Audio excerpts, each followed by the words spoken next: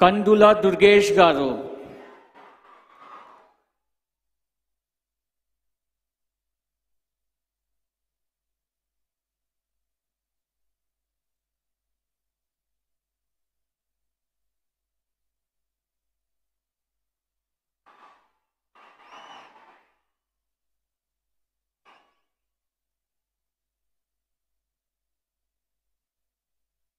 నేను కందుల దుర్గేష్ అనే నేను శాసనం ద్వారా నిర్మితమైన భారత రాజ్యాంగం పట్ల నిజమైన విశ్వాసం విధేయత చూపుతానని, భారతదేశ సార్వభౌమాధికారాన్ని సమగ్రతను కాపాడుతానని, ఆంధ్రప్రదేశ్ రాష్ట్ర మంత్రిగా నా కర్తవ్యాలను శ్రద్ధతో అంతఃకరణ శుద్ధితో నిర్వహిస్తానని, భయం కానీ పక్షపాతం కానీ రాగద్వేషాలు కానీ లేకుండా రాజ్యాంగాన్ని శాసనాలను అనుసరించి ప్రజలందరికీ న్యాయం చేకూరుస్తానని దైవ సాక్షిగా ప్రమాణం చేస్తున్నాను.